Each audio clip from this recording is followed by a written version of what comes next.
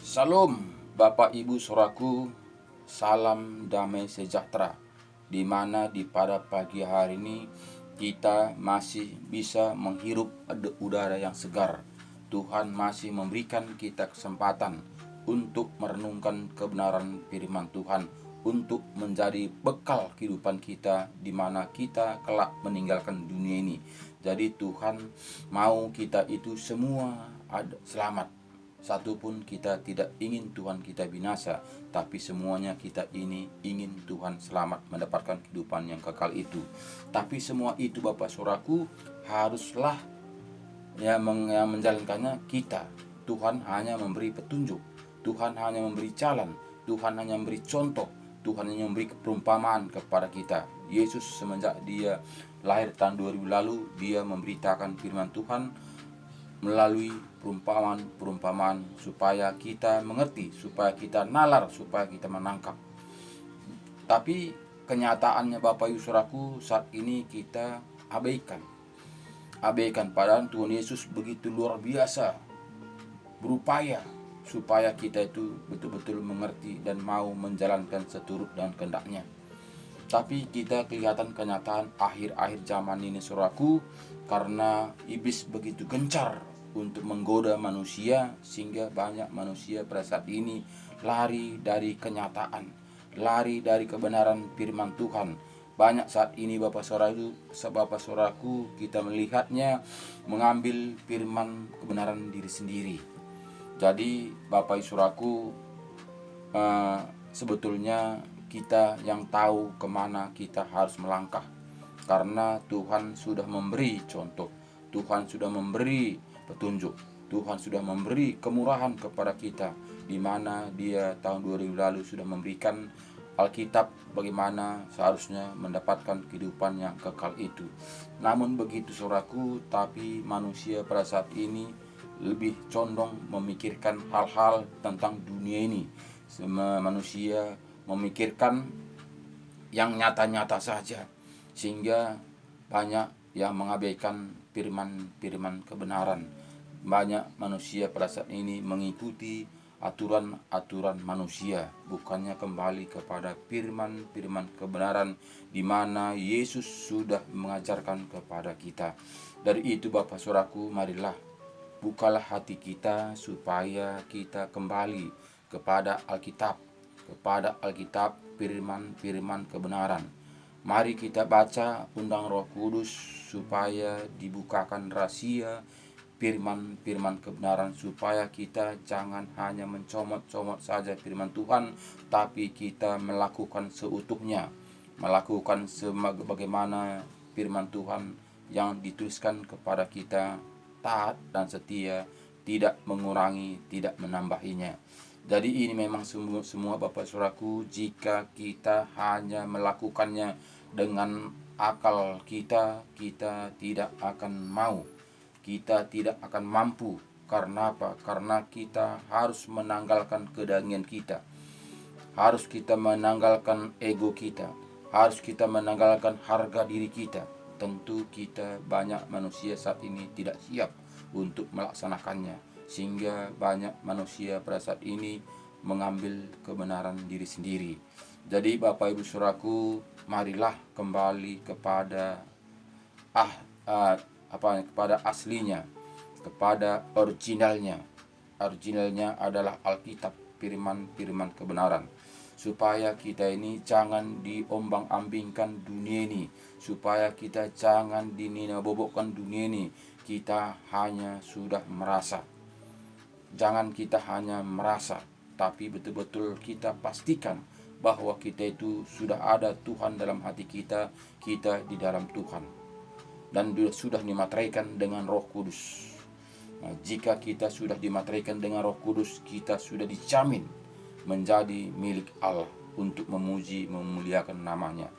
Jadi ini semua Bapak Saudaraku, harus kita kembali kepada Alkitab, supaya kita tahu bahwa kita ini sudah dijamin dan sudah dimateraikan dengan Roh Kudus. Jadi mari kita baca Alkitab kita. Kita buka Matius 16 ayat 22. Ayat dari ayat 21.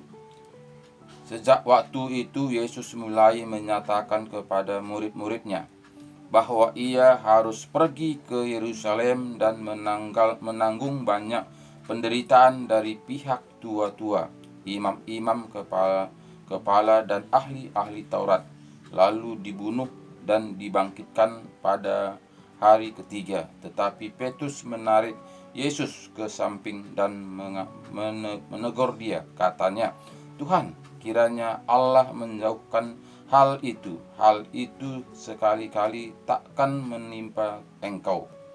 Kenapa Petrus membela Yesus? Karena pikiran Petrus adalah pikiran dunia. Padahal pikiran Tuhan Yesus adalah pikiran untuk menyelamatkan umat manusia. Jadi Petrus menghalang-halangi supaya dia jangan berangkat untuk menjumpai ahli-ahli Taurat itu. Tapi Yesus mengatakan, "Enyahlah iblis," katanya, kata Tuhan Yesus kepada Petrus.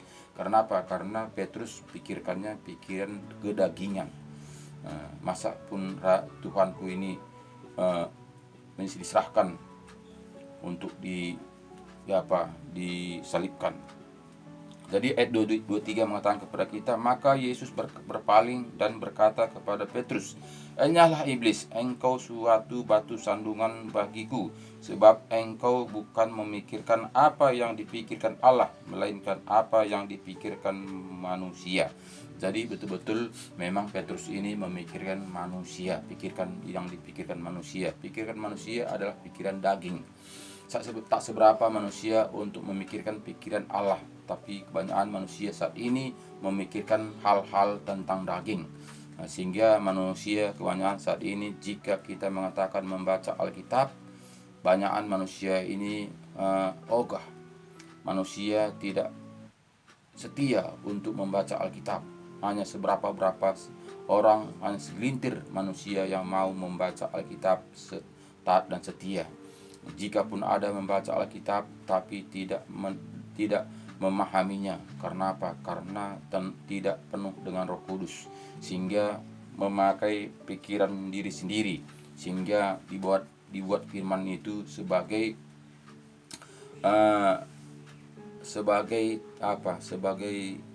membuat berkat, mencari firman kesenangan, firman daging. Jadi ini semua Bapak Saudaraku, marilah kita kembali kepada firman dengan seutuhnya. Jangan kita hanya mengambil firman ini dengan keinginan kita. Jangan kita hanya membela kedagingan kita, tapi harus kita membela kebenaran firman Tuhan seturut apa yang diajarkan Tuhan Yesus kepada kita, supaya jangan kita seperti Petrus, "Enyahlah engkau iblis, karena engkau memikirkan hal-hal dunia, pikiran-pikiran manusia." Jadi ini semua Bapak Saudaraku, harus kita mengerti siapa kita, supaya kita jangan terombang-ambingkan dengan dunia ini, supaya kita jangan hanya merasa saja, tapi betul-betul sudah dimateraikan dengan Roh Kudus. Maka Yesus berpaling dan berkata kepada Petrus, "Enyahlah iblis, engkau suatu batu sandungan bagiku, sebab engkau bukan memikirkan apa yang dipikirkan Allah, melainkan apa yang dipikirkan manusia." Lalu Yesus berkata kepada murid-muridnya, "Setiap orang yang mau mengikut aku, ia harus menyangkal dirinya, memikul salibnya dan mengikut aku." Jadi gak seberapa. Jelas manusia tak seberapa. Kita lihat bagaimana murid-murid Tuhan Yesus 12 orang. Itu pun kita lihat Petrus menyangkal. Bahkan juga kita melihat Judas juga nggak lulus. Jadi bagaimanalah kita ini, sedangkan murid-muridnya yang seharian bersama Tuhan Yesus masih memikirkan hal-hal tentang dunia. Kita melihat Petrus memikirkan hal-hal dunia. Kita melihat si Judas memikirkan tentang mamon. Jadi ini semua saudaraku, masih wajarlah manusia saat ini kita melihat jauh dari kebenaran firman Tuhan. Karena apa? Karena kita tidak bersama Tuhan Yesus saat ini. Sedangkan murid-muridnya aja bersama Tuhan Yesus setiap hari masih melakukan seperti itu. Jadi itulah liciknya penghuni dunia ini untuk menggoda manusia, supaya satupun manusia tidak dapat mendapatkan kehidupan yang kekal itu. Iblis ingin kita bersama-sama dia masuk ke dalam api neraka. Jadi Yesus sangat gencar-gencarnya saat ini, apalagi saat ini akhir-akhir zaman. Banyak manusia digoda oleh iblis. Banyak manusia saat ini diiming-imingi dengan mamon, supaya manusia tidak mendapatkan kehidupan yang kekal itu. Jadi kita harus waspada, harus kita berpikir, harus kita buka hati kita lebar-lebar bagaimana seturut dengan kehendak Tuhan. Jangan kita terpancing oleh situasi zaman saat ini. Jangan kita tergoda oleh rayuan bujukan si iblis. Kita akan binasa jika kita mau mengikuti rayuan-rayuan iblis. Jadi marilah kita kembali kepada Alkitab, supaya kita benar-benar mendapatkan seturut dengan kehendak Tuhan.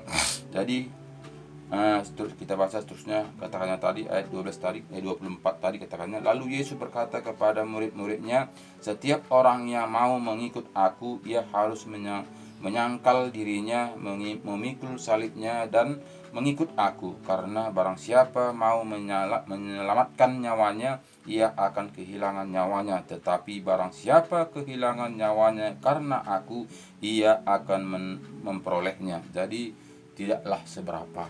Makanya firman Tuhan mengatakan banyak yang datang, tapi sedikit yang terpilih. Bapak ibuku, saudara-saudaraku sekalian, walaupun yang sedikit yang terpilih, maunya kita yang mendengarkan videonya, kita sudah ada di dalamnya. Itulah tujuan kita. Makanya Bapak saudaraku, saya membuat video ini, renungan setiap pagi ini, untuk mengingatkan kita supaya kita waspada, supaya kita berhati-hati, supaya kita kembali kepada firman-firman kebenaran. Karena tanpa kita kembali kepada firman-firman kebenaran, tentu kita tidak mengerti bagaimana jalan-jalannya Tuhan. Jika kita hanya mendengarkan apa kata manusia, tentu manusia membela daging, tentu tidak mau menurunkan harga dirinya. Padahal Tuhan Yesus mau menurunkan harga dirinya. Dia mau disalib, mau dicambuk, mau diolok-olok. Itu Bapa kita. Jadi kita harus mengikuti jejaknya. Kita ini tidaklah perjuangan kita dunia, tapi perjuangan kita adalah kehidupan yang kekal. Jadi kita ini pasti dunia menganggap kita ini orang si bodoh-bodoh, orang tak tahu apa-apa. Seperti Tuhan Yesus diolok-olok, ditunjangi, dicambuki, disalibkan. Dia tidak melawan sama sekali, seakan-akan dia tidak berdaya. Jadi kita juga anak-anak Tuhan harus demikian, karena kita membela kehidupan yang kekal, bukan membela dunia ini. Karena kita hanya numpang, singgah saja di dunia ini. Jadi kita harus berpikir, harus kita tahu posisi kita ini siapa. Apakah kita milik dunia, apakah kita hanya numpang di dunia ini. Jadi kadang-kadang kita tidak sadar bahwa kita ini numpang di dunia ini, singgah saja. Jika kita sadar, tentu kita tidak memperjuangkan hal-hal dunia ini, tapi kita memperjuangkan kehidupan yang kekal itu, yaitu kerajaan surga. Karena kita adalah anak-anak kerajaan surga. Tapi karena goncangan dunia ini, karena asutan dunia ini, karena situasi dunia ini, kita tidak memikirkan hal-hal di mana sebetulnya tempat tinggal kita yang utuh, sehingga kita larut di dunia ini. Jadi ini semua Bapak Saudaraku, saya membuat renungan setiap paginya supaya kita terbuka hati kita, supaya kita kembali kepada Alkitab, supaya kita membaca, merenungkannya, mengundang Roh Kudus untuk membukakan rahasia-rahasia kebenaran firman Tuhan, supaya kita itu tidak tergoncang oleh situasi dunia ini. Kita tidak bisa diimpit oleh dunia ini, walaupun mungkin iblis saat ini sangat gencar-gencarnya untuk menggoda manusia, supaya manusia tergoda bersama-sama dengan dia. Tapi mari yang mau membuka hatinya sungguh-sungguh kembali kepada Alkitab. Kita perjuangkan kebenaran firman Tuhan seturut dengan ajaran Tuhan Yesus, supaya kita benar-benar mendapatkan apa yang diajarkan Tuhan Yesus kepada kita, yaitu mahkota kerajaan surga. Jadi semuanya itu, saudaraku, firman Tuhan mengatakan, untuk apa kamu memperoleh seluruh dunia ini tapi jiwamu binasa. Karena di sini katanya Bapak Saudaraku, kita baca ayat 25, karena barang siapa mau menyelamatkan nyawanya, ia akan kehilangan nyawanya, tetapi barang siapa kehilangan nyawanya karena aku, ia akan memperolehnya. Apa gunanya seorang memperoleh seluruh dunia tetapi kehilangan nyawanya? Dan apakah yang dapat diberikannya sebagai ganti nyawanya? Jadi sebetulnya Bapak Saudaraku, yang berharga itu adalah nyawa kita, bukan hal-hal dunia ini. Nyawa kita ini tidak bisa dibeli seberapapun harganya. Bahkan tubuh kita ini kita tinggalkan. Jika Tuhan memanggil kita, kita akan berangkat, kita tinggalkan tubuh kita ini. Jadi jangan perkara tubuh kita menjadi binasa. Banyak saat ini karena penyakit, dia pergi menyerahkan diri kepada si iblis tanpa dia sadari kenapa dia menyerahkan diri kepada si iblis. Padahal jika pun tidak menyerahkannya, iblis tetap menggoda, iblis tetap merayu, iblis tetap berupaya supaya kita masuk bersama-sama dia ke api neraka. Tapi banyak akhir-akhir ini gara-gara tubuh diserahkannya dirinya kepada si iblis tanpa kita sadari. Bahkan kita mengatakan, aku kan mencari obat, bukan mengganggu orang kok, bukan menyakiti orang, aku mencari menyembuhkan penyakitku. Itu dia punya alasan. Jadi punya alasan itu Tuhan tidak mau tahu. Tuhan mengatakan, pilih antara dua, mau mengikut dunia atau mengikut aku. Jika mengikut Tuhan harus memikul salibnya. Memikul salib tentu berat. Makanya banyak manusia saat ini tidak siap untuk melakukannya. Karena apa? Memang sangat berat. Tidak seperti kata manusia, asal percaya saja kamu selamat. Sehingga manusia enjoy, sehingga manusia itu santai-santai saja. Karena apa? Karena dia sudah merasa bahwa dia sudah selamat. Karena hamba Tuhan mengatakan, asal percaya saja. Yang penting kamu beribadah, kamu akan selamat. Bapak Ibu Saudaraku sekalian, marilah buka mata kita lebar-lebar, buka hati kita lebar-lebar, baca, renungkan firman kebenaran, di mana Yesus mengatakan kepada kita, supaya kita ini jangan dibola-bolakan dunia ini. Jika kita tidak kembali kepada firman kebenaran, tentu iblis sangat cerdas untuk melego-legokan manusia. Sangat cerdas dia. Segala upaya iblis akan berupaya untuk menggoda manusia, supaya manusia jatuh, supaya manusia mau mengikut saran-sarannya. Jadi harus kita hati-hati Bapak Saudaraku, harus kita waspada. Kembalilah kepada Alkitab, firman kebenaran, supaya kita ini jangan diombang-ambingkan dunia ini. Bapak Ibu Saudaraku, bayangkan, kita lihat Yesus saja digoda oleh iblis. Apa kita ini Bapak Saudaraku? Apa daya kita? Jika kita bayangkan bagaimana Tuhan Yesus membuat segala-galanya, dia menciptakan dunia ini beserta isinya, itu saja digoda oleh iblis. Apa kata iblis?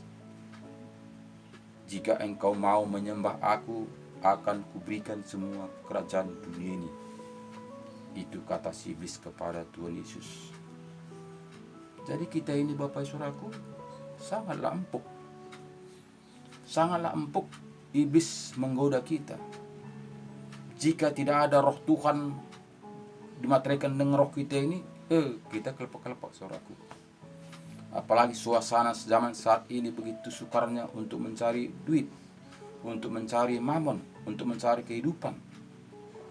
Manusia akan tergoda.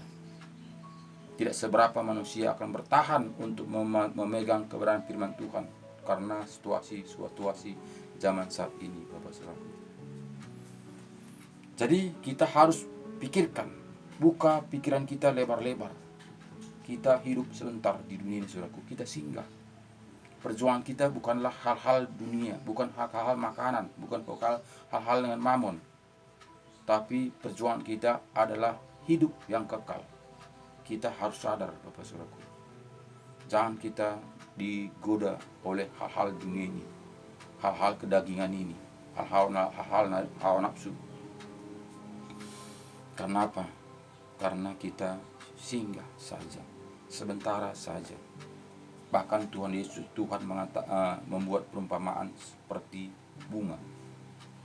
Bunga pada pagi hari dia kencup, begitu terang terbit matahari dia akan mekar, begitu indahnya, begitu cantiknya, begitu megahnya dia berkembang. Tapi begitu datang sinar matahari, dia akan mulai kencup, akan layu, akan jatuh busuk. Hanya begitu kehidupan dalam dunia ini, Bapak Saudara. Kita hidup dalam dunia ini seperti bunga, seperti rumput. Itu perumpamaan yang berikan Tuhan kepada kita, supaya kita itu nalar, supaya itu kita nangkap, supaya kita itu sadar. Bukanlah kita merebut hal-hal di dunia ini, tapi kita merebut keselamatan kita, yaitu kehidupan yang kekal itu. Jadi Bapak Ibu Saudaraku, ini memang sangat-sangat sukar. Tidak seberapa manusia untuk memikirkan hal-hal dengan itu. Bahkan Bapak Ibu Saudaraku, hamba-hamba Tuhan memikirkan hal-hal dunia, hal-hal tentang mamon. Tidak seberapa hamba-hamba Tuhan berpikir sesungguhnya untuk menyelamatkan jiwa-jiwa, untuk kembali kepada Alkitab, untuk mendapatkan kehidupan yang kekal itu. Banyak juga hamba-hamba Tuhan egois, mementingkan diri sendiri, untuk memperkaya diri sendiri, tidak mau merangkul semua jiwa-jiwa untuk memahami kebenaran firman Tuhan, sehingga mengatakan, datang kepada Tuhan, engkau akan diberkati berlimpah-limpah. Kemana jiwa-jiwa dibawa, saudaraku? Kemana kita dibawa, saudaraku, jika kita hanya bersandar kepada manusia? Padahal Tuhan Yesus sudah mengatakan harus memikul salib. Jadi bukan mencari berkat. Jika kita datang kepada Tuhan hanya mencari berkat, pasti kita akan kecewa. Karena apa? Karena berkat itu iblis sudah tawarkan. Jika engkau mau menyembah aku, akan kuberikan kerajaan dunia ini. Itu haknya iblis. Karena apa? Karena dia sudah dijatuhkan ke dunia ini, menguasai dunia ini. Tapi kita bukanlah anak-anak dunia, walaupun kita masih hidup dalam dunia. Hidup kita dalam dunia ini adalah untuk menguji seberapa iman kita, seberapa kita dekatnya kepada Tuhan, seberapa penyerahan kita kepada Tuhan. Jika kita berhasil, kita akan mendapatkan mahkota kerajaan surga. Luar biasa. Tinggal kita, Bapak Saudaraku. Kita memikirkannya, bukan siapa-siapa. Bukan gereja, bukan hamba Tuhan, bukannya keluarga, bukan saudara kita, bukan anak-anak kita, tapi diri kita sendiri. Harus kita waspada. Karena Bapak Saudaraku, apa gunanya seorang memperoleh seluruh dunia, tetapi kehilangan nyawanya? Dan apa yang dapat diberikan sebagai ganti nyawanya? Jelas katanya, apa gunanya jika nyawa kita ini binasa? Karena kita tahu tubuh ini tanpa nyawa maut. Jadi karena ada nyawanya kita bisa bekerja untuk dunia ini. Tanpa nyawa kita tidak akan bisa mengerjakan dunia ini. Jadi yang berharga itu adalah nyawa ini, saudaraku. Walaupun mungkin badan kita kurapan, nyawa ini yang penting. Bukannya tubuh ini kita tinggalkan, sama seperti Lazarus dengan tubuhnya kurapan, anjingnya menjilati boroknya. Tapi kita lihat bagaimana ketika dia meninggalkan dunia ini, dia naik berjumpa beserta Bapak Abraham. Dia di pangkuan Bapak Abraham. Jadi itulah contoh yang berikan Tuhan kepada kita. Jadi ayat 27 mengatakan kepada kita, sebab anak manusia akan datang dan dalam kemuliaan Bapanya, diiringi malaikat-malaikatnya. Pada waktu itu ia akan membalas setiap orang menurut perbuatannya. Jadi jelas. Nanti Yesus datang kedua kalinya akan datang membalas seturut dengan perbuatannya. Jadi jangan kita mengatakan Yesus sudah salib di kayu salib, dosaku sudah ditebus, dosaku sudah lunas, saya sudah selamat, saya sudah menjadi anak-anak Tuhan. Jika kita tidak berjalan dengan seturut dengan firman Tuhan, melakukannya dengan taat setia, kita akan binasa. Walaupun mungkin 10 kali kita dibaptis, itu tidak jaminan. Bukan baptisan itu menjamin kita selamat, bukan. Tapi yang menjamin kita selamat itulah melakukan kehendak firman kebenaran, seturut dengan kehendak Tuhan, bukan seturut dengan kehendak kita. Banyak saat ini kita orang Kristen seturut dengan kehendak kita, sehingga kita mengatur Tuhan tanpa kita sadari. Jadi marilah Bapak Saudaraku, sadarlah kita supaya kita mendapatkan kehidupan yang kekal itu. Jadi jelas firman Tuhan mengatakan kepada kita tadi, sebab anak manusia akan datang dan kemuliaan Bapanya diiringi malaikat-malaikatnya. Pada waktu itu ia akan membalas setiap orang menurut perbuatannya. Aku berkata kepadamu, sesungguhnya di antara orang yang hadir di sini ada yang tidak akan mati sebelum mereka melihat Anak Manusia datang sebagai raja dalam kerajaannya. Jadi sini katakannya kepada kita Bapak Saudaraku, kita masih ada yang hidup ketika Yesus datang kedua kalinya. Dan kita akan diubahkan menjadi tubuh kerajaan sorga. Jadi walaupun kita belum mati ketika Yesus datang ke dunia Bapak Saudaraku, bukannya kita ini diangkat dengan tubuh kita ini. Karena di sorga itu bukanlah tubuh daging, tapi tubuh kemuliaan sorga. Beda dengan tubuh daging. Daging kita ini tinggal karena daging ini sudah berdosa. Daging ini adalah debu, daging ini adalah tanah, kembali kepada tanah. Jadi bukanlah daging ini yang dibangkitkan, bukanlah di kuburan itu yang mati itu, yang busuk itu naik ke atas, bukan. Tapi kita diubahkan dengan tubuh kerajaan surga. Jadi marilah kita gali kebenaran firman Tuhan. Kita baca firman Tuhan, kita teliti firman Tuhan satu persatu. Jika bertentangan dengan kehidupan kita, jangan kita itu singkirkan.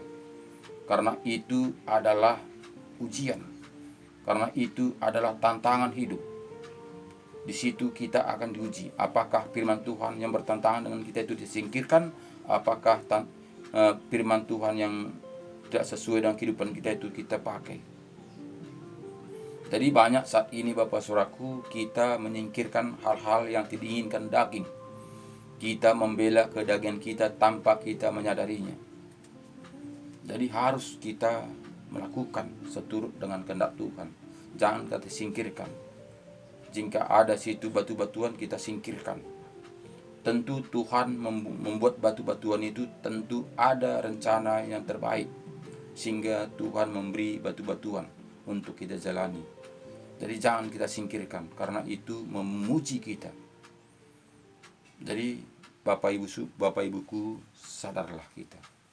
Kembalilah kepada firman-firman kebenaran, yaitu Alkitab yang kita percayai seutuhnya sebagai orang-orang Kristen.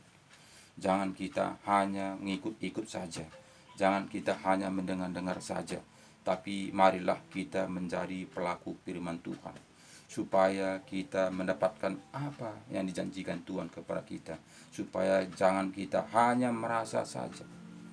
Karena sebagai anak-anak Tuhan diberi tanda.